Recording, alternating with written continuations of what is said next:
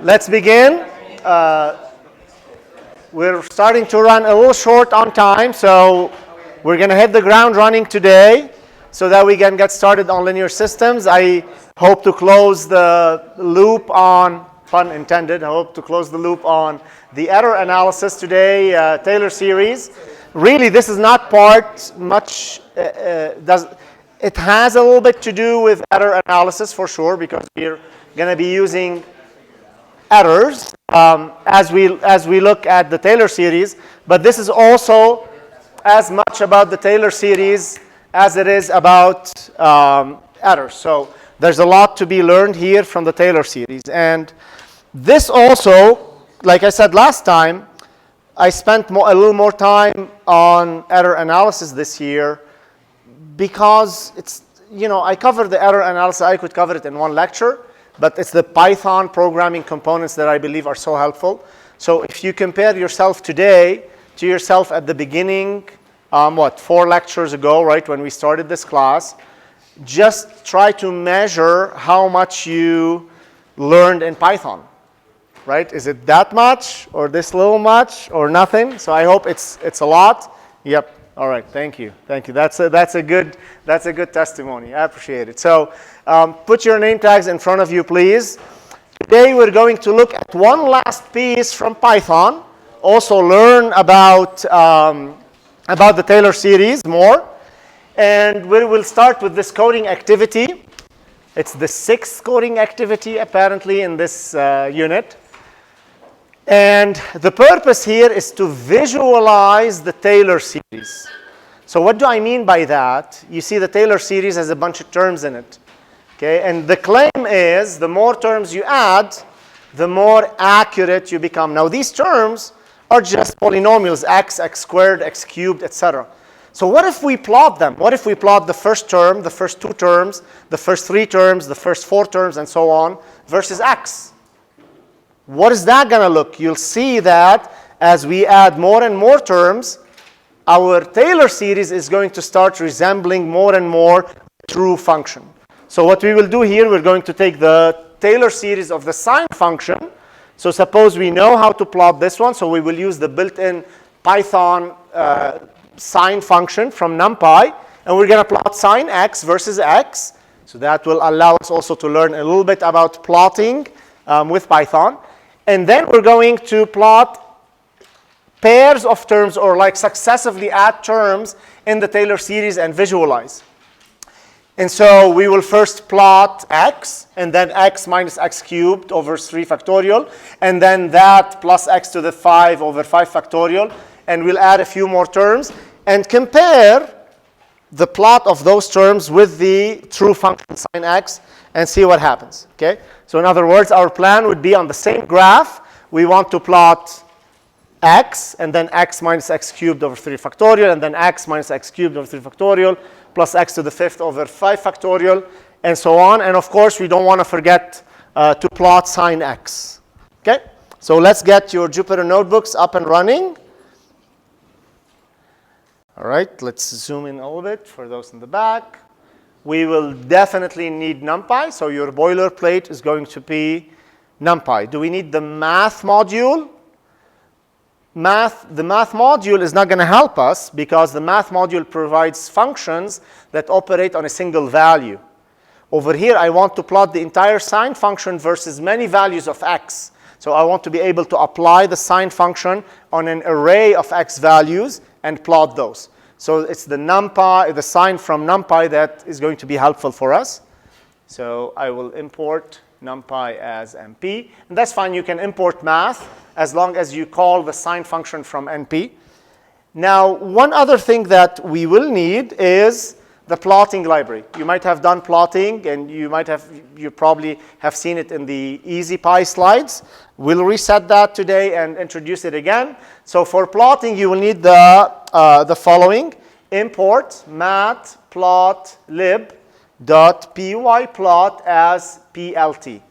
Don't ask me what this is, what this stands for. This is a math plotting library or matrix plotting library. I don't know what math stands for. pyplot is a Python type plot, and we give it a nickname plt. just a common for plotting, okay? And we will use that module, matplotlib.pyplot, to do the plotting for us, okay? All right, so the problem statement is to plot the different terms in the Taylor series versus the sine function and see how we converge to the sine function. So let's first start by plotting our sine function just to see what it looks like. And we could plot this from minus infinity to infinity, but it's not going to show us anything. You can do infinity also on the plot, right? So we'll choose a finite interval, say from -2 to 3, or minus pi to pi, or minus 2 pi to 2 pi. Doesn't matter. You're the owner of your destiny, so choose whatever limits you want, okay? So to plot, you need to plot y, or function values, versus x values. Now, we call them x and y, but the proper way to refer to these things are independent variable and dependent variable, because in the next chapter, I'm going to start messing with your brain, and I'm going to call variables u and v and w instead of x and y and z. And I'm going to say that x is a function of u, and u becomes the independent variable, and x becomes the dependent variable. It's always common, because we learned in high school and elementary, it's middle school, that x is the independent variable, or the unknown, and y is the dependent variable that depends on x. So we're going to start to augment that and eliminate that so that we're more flexible in our thinking. But for now, let's just call our x values, or the okay, so we need to plot the function sine x versus x. X is our independent variable. We choose that independently of anything else. We're going to choose x to go from -2 to 3. Right? That's why it's called independent variable. There's nothing controlling that. Now, the response to that, the sine x, that's y. We're going to call that y. That's the dependent variable because it depends on x. Okay, so you cannot independently choose the sine x. You have to choose it based on x. So x determines what sine x is going to be. And if I were to make a plot, I need a bunch of values on the x-axis. So I plot sine x for each value. So the simplest way to do this is to create an array of x values. So you could say, okay, x values are going to be -2, -2, -1.9, -1.8, and so on. That's a very inefficient way of doing this. What if you want 2,000 points between -2 and 3, right? There's no way, this is not an efficient way to do this if you want to hard code them. So there's a utility in NumPy. So this is one more tool now you add to your toolbox. It's called linspace, and we will be using this a lot. And if you type in np.linspace, all right, linspace gives you an array, a NumPy array of values from a minimum to a maximum, and they're equally spaced. And you say, I want 100 points between -2 and 3. It will give you 100 equally spaced points. I want 200 points between -2 and 3. It will subdivide it into equally spaced points, okay? So let's see. We're going to go from -2 to 3. Okay, and then you forget. You're like, okay, darn it, how do I use this? Here's another trick. Once you open the parentheses, I believe I mentioned that before. If not, if you press Shift-Tab, you get what's called the function signature, or how to use that function, okay, or how that function is supposed to be implemented. Okay, so now you look at the function signature. You can scroll through this. Actually, if you press Shift-Tab a couple of times, you can scroll through this, and it says, oh, the signature is np linspace start stop, and then have a bunch of things here. Okay, now whenever you see in the function signature, whenever you see an equal sign, it means that those are all optional arguments. You don't have to give them to the function for you to use it. Okay? So to use this function, you at least need start and stop. That's the minimum number of arguments you need to give to this function for it to work. If you give it less than that, it's not going to work. If you give it more than that, then you can start controlling these other options. Okay? Now, what are those options? You simply scroll down and start start kind of understanding what they mean. So start is the starting value of the sequence. Stop is the end value of the sequence. Okay? Num, which is the third argument, it's the number of samples to generate, or in other words, the number of points you want to put between these 2 points, including the first and the end point. Okay, so let's try this. Let's say I want to go from 0 to 1, and I want 10 equally spaced points. So I put 10 here, or num equal 10. Okay, so when in doubt, print it out, right? So let's print x values. Oh, look at that. It produced an array of 10 equally spaced points. 0, 0.1111, 0.2222, and so on, all the way to 1. Okay, that's pretty cool. Could you do this with an array? That's an array. It is an array. It is an array. Yeah, so an array, you mean hard coding it? Yeah. By your hand? I just said that at the beginning. What if I want 2,000 points? Yeah. So 10 points is actually nothing. If you plot sine x with 10 points, you're going to see a very under-resolved sine function. Okay? So we'll try that in a second. Now you put 100 points. And look at that. It gives you an array of equally spaced points. I love this. This is great. It includes the first point and the end point. So we're going to go from -2 to 3. You can change that if you want. And we're going to put, let's say, 100 points. All right? Pretty easy. Now, to plot, all we have to do is say plt dot plot. Okay, what does plot do? You open parentheses, shift tab a couple of times, and it gives you, very nasty, long, complicated function. Well, if you scroll down, you'll see some examples. Plot x, y. Okay, perfect. So that's all we need. Plot y versus x. X goes first, y goes next. Independent variable first, dependent variable next. So we want to plot x values in the x-axis, and what are our y values? They're going to be np.sine of what? X values? Yes, np.sine x values. All right. Now you plot this. Ta-da, this is what you get. Now it's going from 0 to 1 because I didn't update this here. Now it's going from -2 to 3. Okay? Now you have part of the sine function. If I were to put 10 points here, it's going to look ugly. Right? It's going to look pretty jagged, right? 100 points and more is going to look much nicer and smoother. Right? Now with plot, you can make it look very nice. You can add scatter, symbols, etc. I'm not going to do that here. We'll explore those a little bit later. But in your homework assignments, feel free, go on Cadmus, say, hey, how can I add circles to this plot? How can I make it dash dot? Change the color of this curve and so on. Okay? So all of those, it will just give you tips on how to do them. Just a learning curve. Also on the plot, pun intended, learning curve, right, on how to use Matplotlib. Okay, so this is great. This is going to give us the sine function from -2 to 3. All right. So now I want to plot.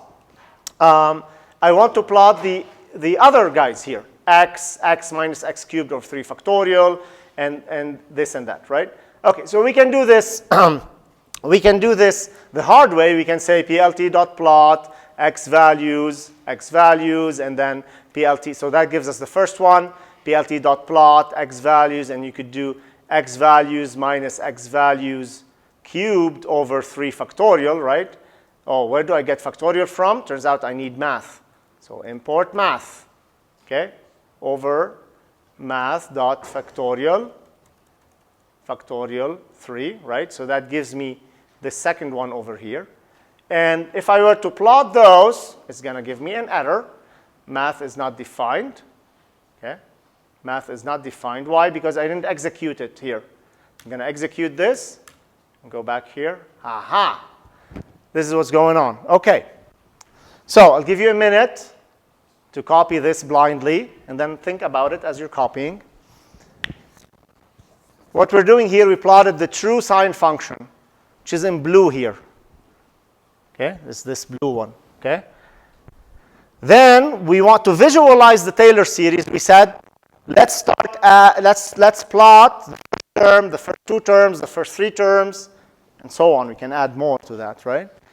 The first term is x. So I'm plotting x versus x, right? So it's going to be a straight line. It's this orange line over here, right? So you can see in the vicinity of 0, where the Taylor series of sine was created, in the vicinity of 0, we're pretty darn close. All the curves are close. But as we depart away from 0, we're accurate, unless we add more terms. So going to the next set of terms, the first two terms, gives us this green curve. Look at that. It does better. It captures the blue curve better, right? But then it departs from the blue curve as we go far away from our vicinity point. Okay? Now, in the limit of an infinite number of terms, you're going to capture the entire function anywhere. Okay? You're going to capture the function anywhere. Okay? So you can add more terms. Okay? We can add more terms. But let's make this plot a little bit more beautiful. So I'm going to do plt.grid. If you add a grid, it gives you a sense of reference, right? It adds just like some grid on the plot. So you can see, like, yeah, you know, this is, I can see some reference over here. All right? Now let's make it even more beautiful. If you zoom in on this, you're going to see that it's all pixelated, right? Compared to like the font up there, right? See how good quality this is? And this is all pixelated, right? This is because by default, Python produces what is called raster plots. So these are bitmaps, like just colored pixels, okay? Whereas the font over here, this font is what's called a vector graphic. It's actually being redrawn. Every time I zoom in, the computer redraws it really, really fast. That's what you see in high-quality PDF, right, versus just a picture, right? Or when you go and draw in Illustrator, for example, or you're doing some high-quality drawings, you get those curves. You can zoom all the way to infinity, and you'll still get high-quality graphics because you're redrawing those points. So now, it's unacceptable in this day and age to make a plot that looks like this. Like if I receive a paper in research and I see a plot like this, I will send it back immediately. Like I will not accept, in this day and age, someone to produce a plot like that is not acceptable. Okay? Now, luckily, you can export this plot as a vector graphic, as a PDF. You can save it, and you use that one. So do that. Don't export a JPEG or PNG. So JPEGs, PNG, GIFs, they're all pixelated graphics. They're all bitmap type graphics, okay? So how can we make Python give us beautiful high quality plots? It's actually called Python magic. So here's what you need to do. You do this. And again, I found this somewhere in the internet, and I've been copying it for the last 7 years. From one notebook to another, and I'm going to pass it on to you, and you're going to pass it, you know, to your friends and the world. Okay, so hopefully it will take over the world. Okay, so you do config inline backend dot figure format equal svg. Ha. So what I'm telling Python here is that for all inline graphics, make the default figure format SVG. SVG stands for Scalable Vector Graphics. Okay? You do this, and every plot you get in your notebooks is going to look beautiful. Okay, so let's see what this does. So when you do this, look at that. Now if I zoom in, look at this. I can get a scalable vector graphic. The plot doesn't depend on size or dimensions. Okay, it is being redrawn every time you zoom in. Okay? All right, so that's your few tips on Python, on Matplotlib.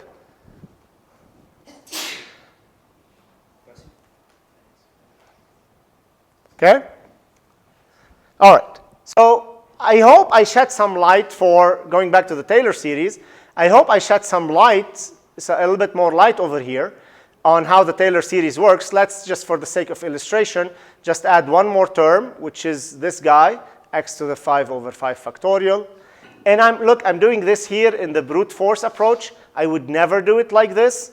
But if I'm running a back of the envelope calculation, I would just kind of put them immediately in the plot. Otherwise, I would define subroutines and call those subroutines, right? If you guys need help, I'm happy to help you, okay? If you need help, I'm happy to help. Okay, you good? Okay.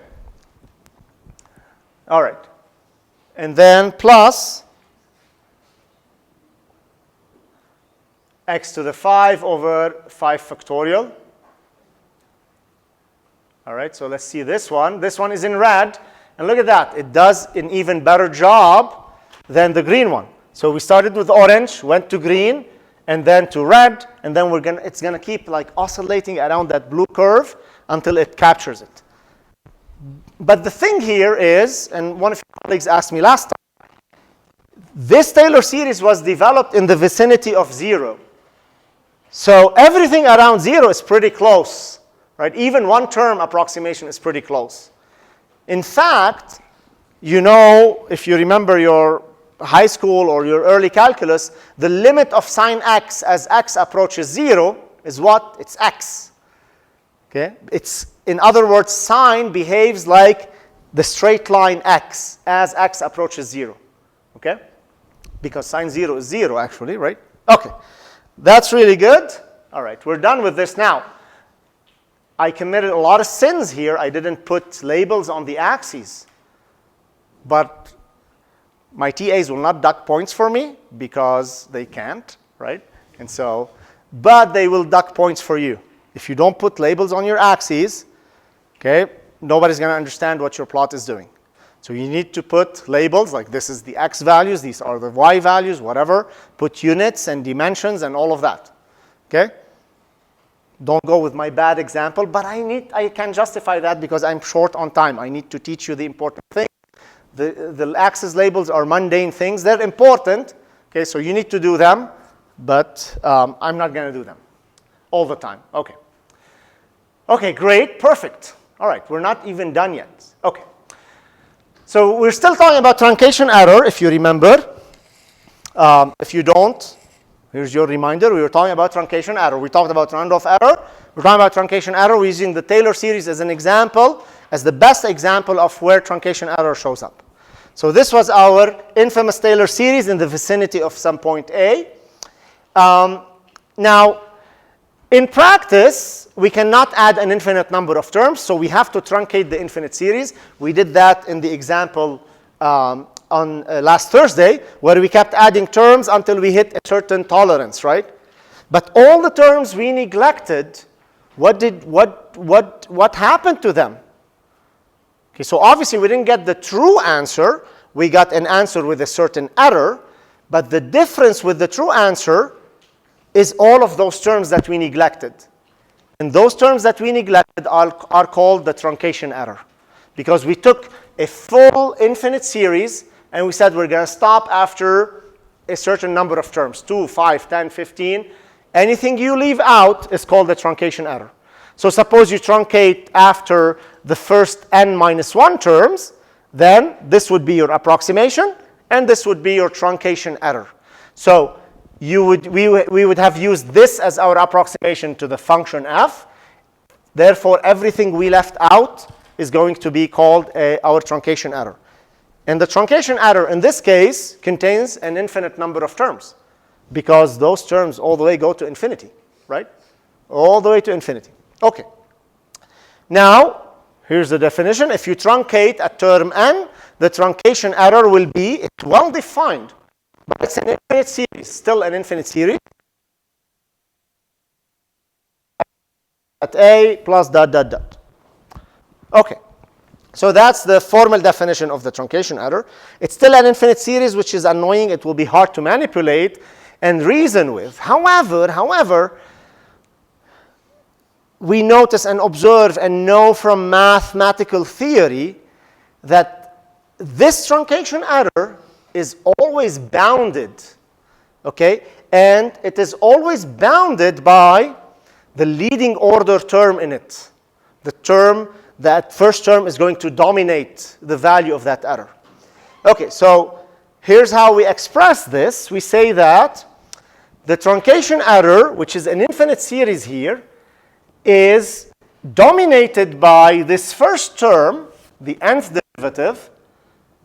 The only difference is that you're not evaluating it at A, it's evaluating at some value xi or zeta, whatever this symbol is, I forgot. So xi, let's call it xi.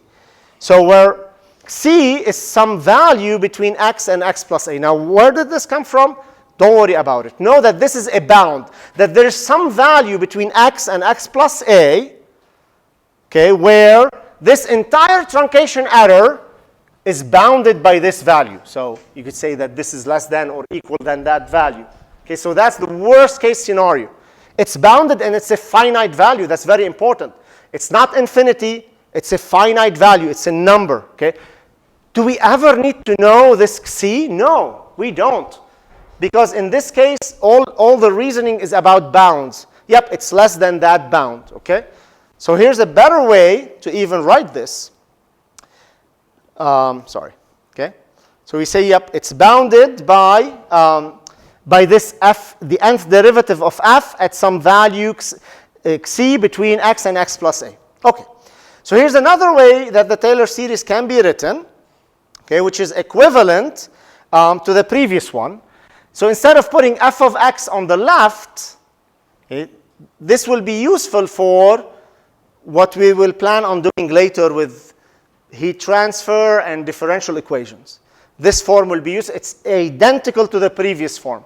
In the previous form, we had f of x on the left-hand side and x minus a, etc., on the right-hand side.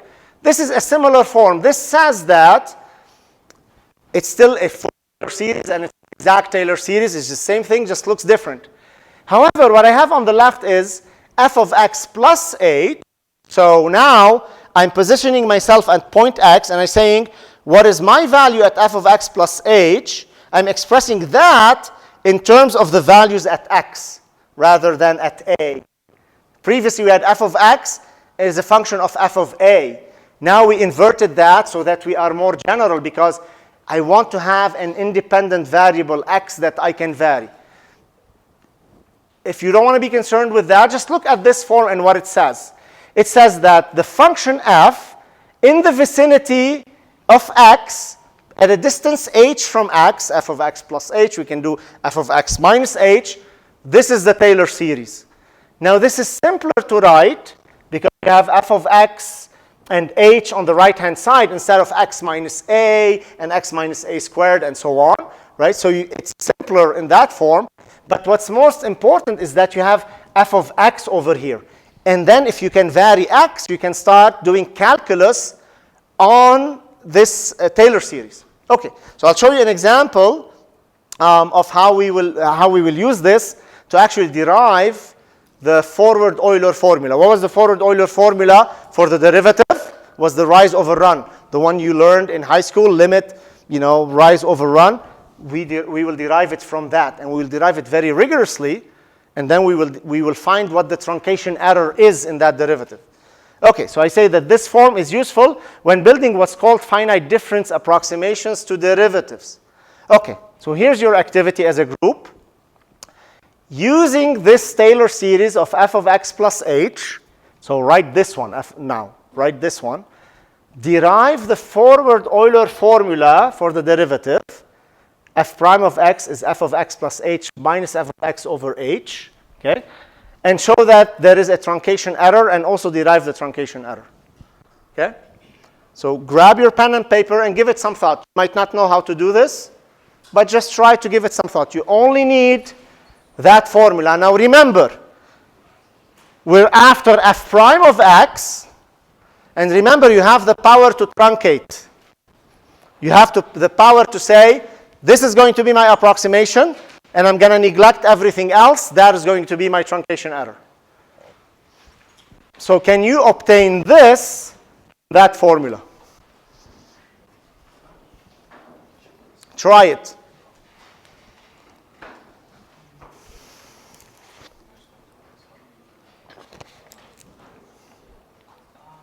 This is exact analytical math, okay?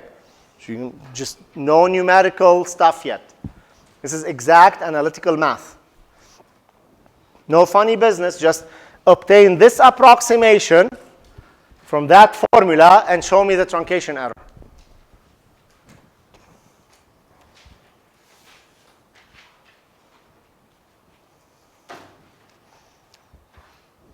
So ask yourself, what are we after?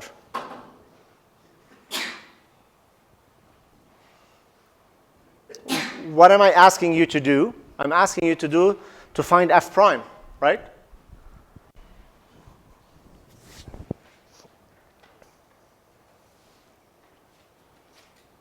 You got it? Look at the joy on your face, like so excited. I love it. Eli? No. Return. Yes, okay. So yeah. So keep them now and move and divide and show me what it does to the truncation error. Yep. Yeah, so do what you did, but keep the other terms and divide them by h. And yeah, good job. Okay?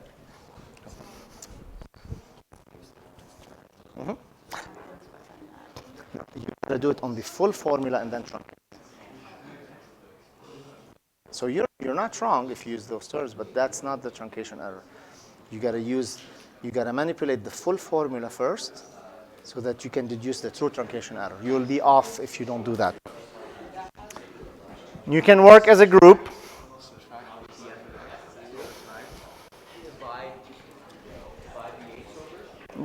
You're on the right track. You're on the right track. Yeah. I think you just go up to that, right? Yeah, but I need the truncation error, so you need to work on the full formula. The rest of it, though, is the truncation error. Just write the first, what matters in the truncation error is the first term, right? So just write that first term and dot, dot, dot. First term. The first term in the truncation error, right? So take that formula and do what you did, but keep the other terms and see what happens to them. And I'm gonna truncate over them, okay?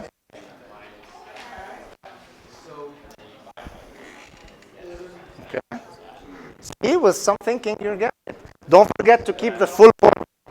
Keep the full formula. Don't chop it off right now. Okay, don't truncate it as of yet. You get it, right?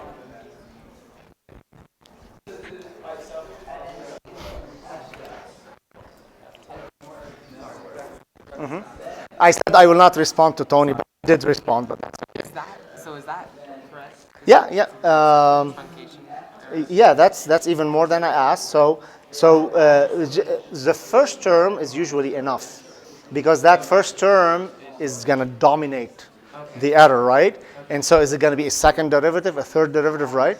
But and it's going to be scaled by h, right? So you got that right, I think. Okay. Yeah. So I just think that. Yeah. So, yep. You got it. Okay. Or you work as a group. Yeah. Okay. No. Yes. No. Some attempts. Okay. But what happened to the other ones? Yeah. Keep ones. And then truncate where you need.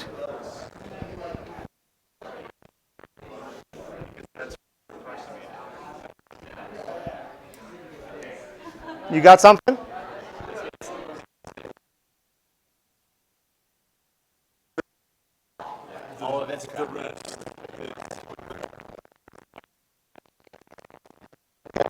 That's, yep, so, yep. Yeah, as long as you divide it by 8. So you're exactly right. Yep, you get the full formula, you do it, and then you truncate. You choose what to do. Good job. Okay. So let's see.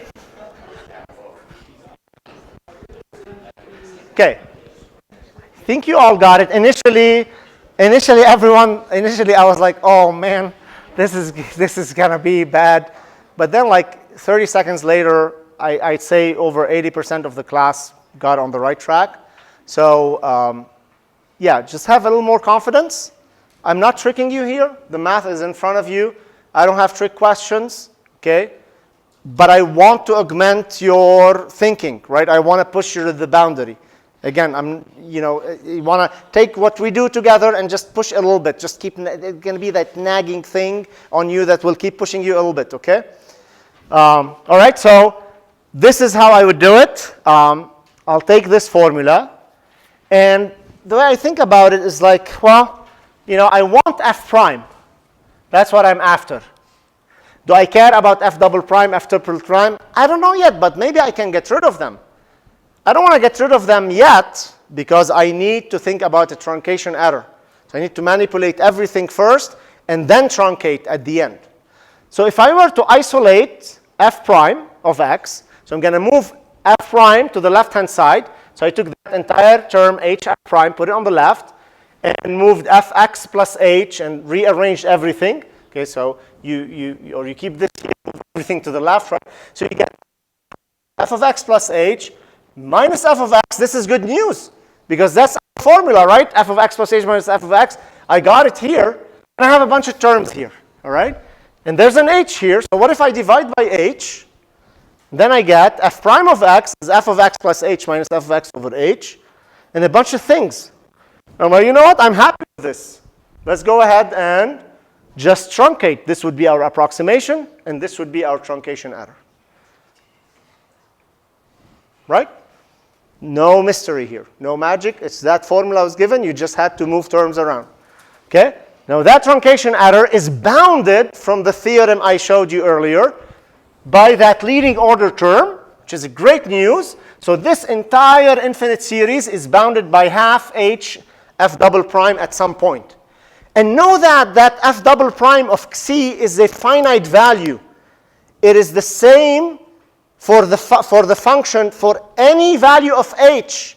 So as you change h, f double prime is going to be constant. This f double prime of xi is going to be constant.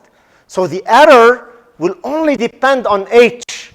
Remember when in November, when we talked about what happens to the error if you cut h in half. The error was cut in half. This is why. Because the error depends on h.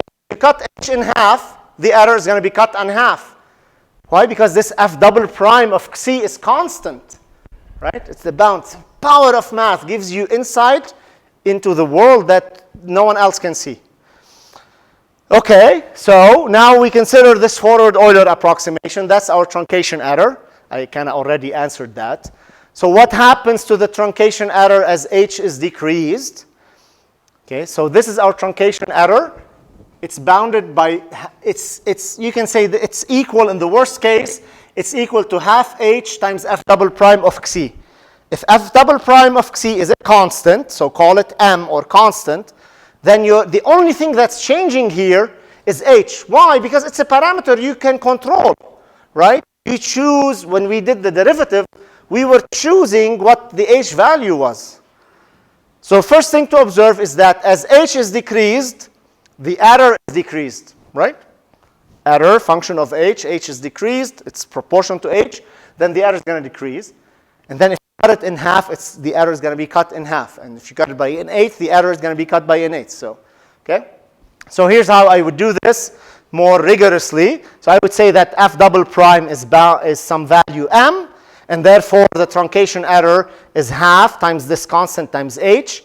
Therefore, as h decreases, or as h approaches 0, the error will approach 0. And that's the limit theorem you learned in high school. That in the limit of rise over run, as the run goes to 0, you're going to get the true derivative. This is it. That's why. Okay. All right. This is a coding activity. We're not going to do that, but I'm going to show you the results for that.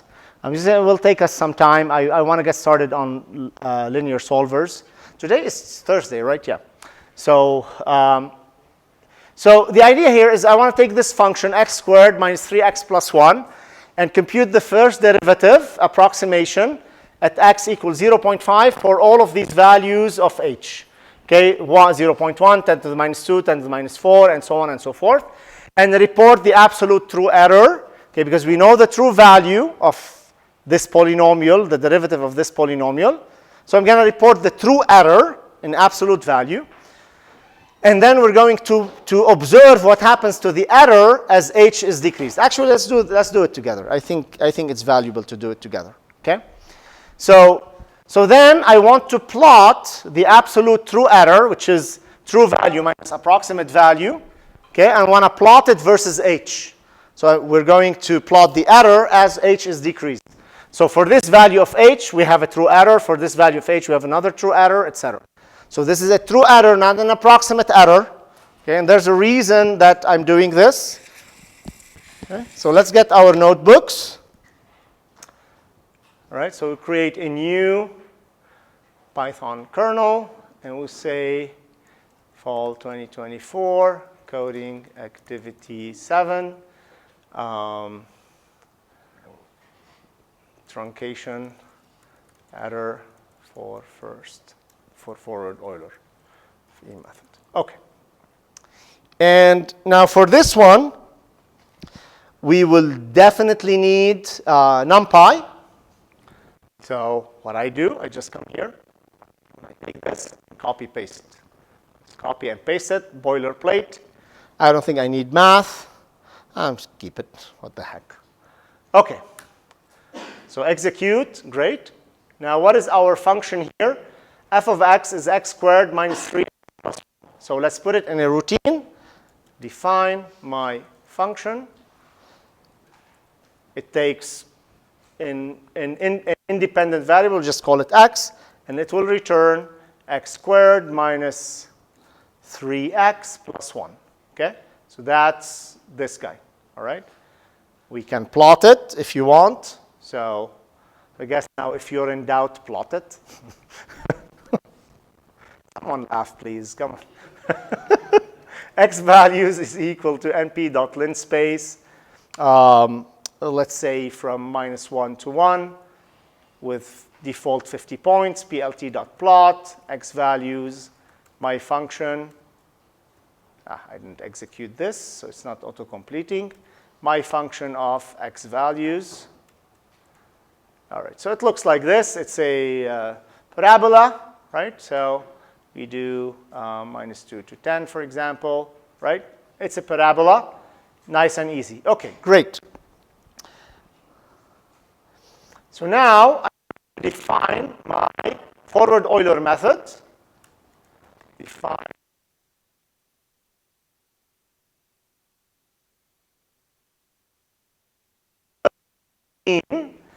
to take any Python the inputs, the function we're differentiating, but this will be another Python routine, and at some value x and with some spacing h, and we're going to return the forward Euler formula, f of x plus h minus f of x, okay, over h. That's why I tell you, go repeat those exercises, because so we did this a while ago, right? You have to do it so that this time we do it, you're not like stuck on this, what is he doing, right? So we can just we can stay on track. Okay, so that's great. That's our forward Euler approximation. All right, so now I want to evaluate this at x equals 0.5. So that's our target value. Let's call this, x0 is 0.5. And then my true value, which is this is the true derivative, true value of f prime of x0, right? So that's the true value. What is f prime? It's 2 times 2x, right? So 2 times x0. We had x squared minus 3x, right? Minus 3.0. Okay, so we can print true value just to double check. Okay, it's a number, it's -2. That's the true value of the derivative. All right? Okay? All right, so next, what do we need to do? We need to evaluate the forward Euler method at all of these values of h. Do we need a for loop? Do we need a while loop? I hope not. If we put h as a NumPy array and everything else is done with NumPy, we should be able to apply this directly on the entire array. If you don't agree with that, go back 2 lectures ago when we did the slicing and make sure you understand that. Because, you can, I think it's, So let's put our h values. H is np.array, and we're going from 0.1 and 1e to the minus 2, 1e to the minus 4, 1e to the minus 6, 1e to the minus 8. You notice I always put 1.0 to enforce that this is a floating point, a rational number, okay? A irrational number. All right, so 1e to the minus 8, 1e to the minus 10, and then 1e to the minus 12. Okay? And then in one shot, we're going to do numerical derivatives, or df numerical, or approximate values. That's a great name, okay? So approximate values. We have df, or forward Euler. We're going to apply. So we're going to apply the forward Euler method using that function, this x value on all of these h's. Okay? So, right? So we're going to give the forward Euler. We're going to say this is going to be my function. And we're going to apply it at x0 and for all of these h values. Let me call this enforce the idea that this is an array. Okay, it ran. But if you're in doubt, you print it out. So print, and think about it. Print approx values array. And what does this array contain? The values of the elephant or the T-Rex.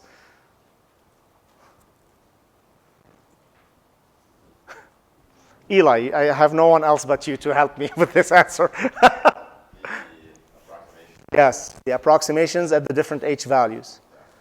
So this would be the approximation at 0.1, h equals 0.1. All of them evaluated as x equals 0.5, right? But we're just shrinking h. This is with h 10 minus 2, h 10 minus 4, and so on. Okay? Okay, good. And it's got the same size as the h values as you would expect. So now we can define our true error. And again, you don't need a for loop. All I need to do is just do an absolute value of value minus approximate values. Right? And if you're in doubt, print it. Just print true error. And it's going to be a bunch of numbers. Okay? Great. So this is the error committed when h equals 0.1. This is the error committed when h equal 10 to the minus 2, and so on and so forth. Okay. Now what I'm interested in is to actually plot this. I want to see it in real time, how the error is changing as h is changing. Okay? So we're going to do plt.plot. On the x-axis, that's the variable that is changing. So what do we put on the x-axis?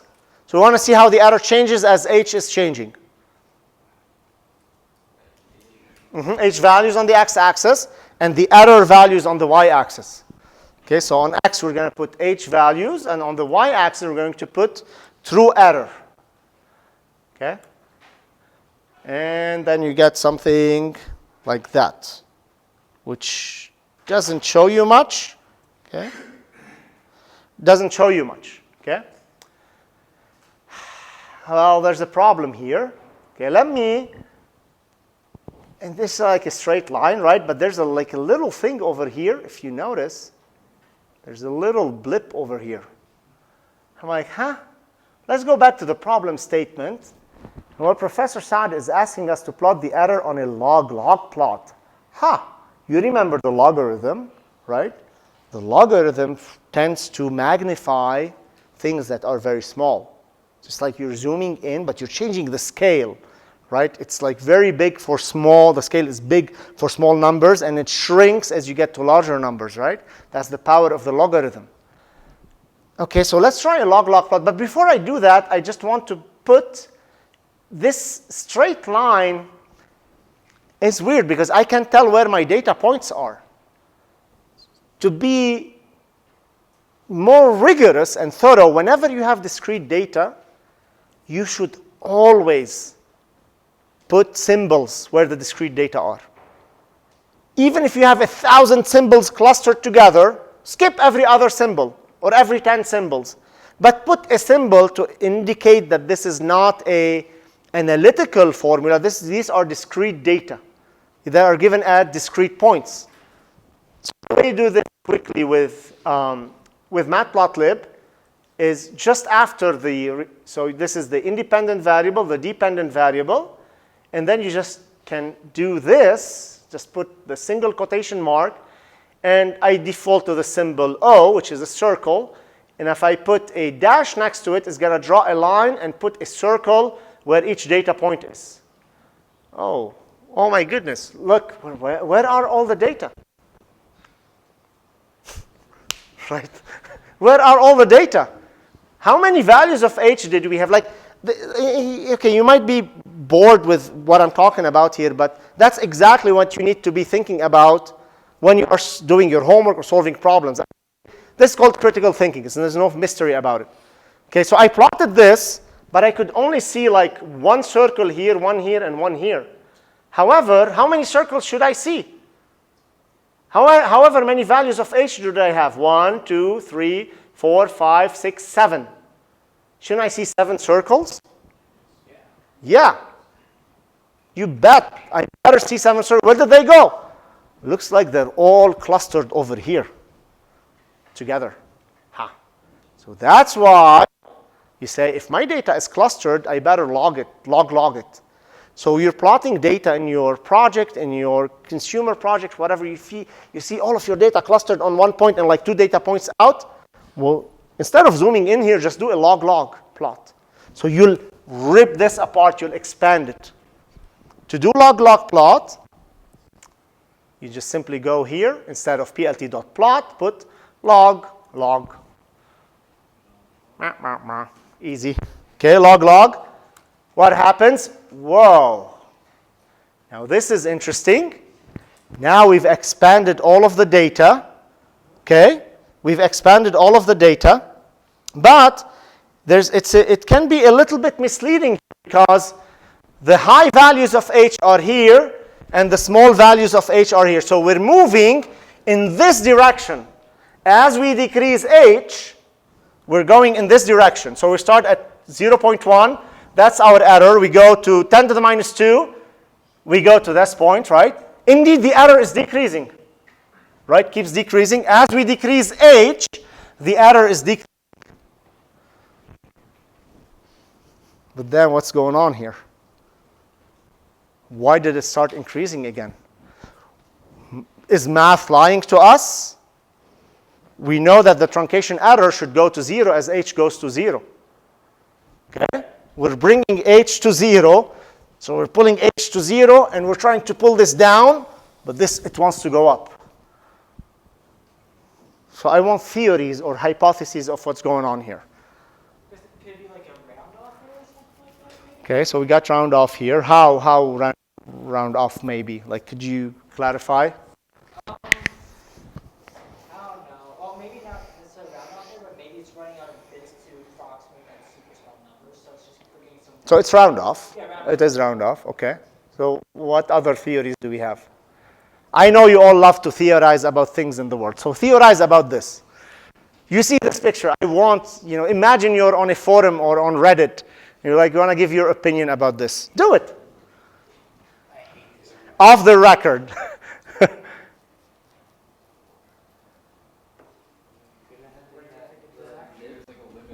So that's the little blip. Yeah, that's the little blip. But why? Why does the error go up? The error should go down. We agree with that because the truncation error is 1/2 H. As H goes to 0, the error should go to 0. The computer can only do so much, like in terms of crunching numbers. Yeah. So elaborate. It's like maybe running out of having trouble, like Ashton said, okay, It's like okay. when it can't, Because the error is getting very, very small. the error's getting smaller and it's be too small so that it It's goes. too small. It cannot compute it anymore. So then, but is there round off over here? Maybe not. Well, what is the rule of thumb? Every time you're crunching numbers, there is round off, right? Yeah, there is round off there, but it's more on that's the other side. Because the error here, the truncation error, is larger than round off, maybe?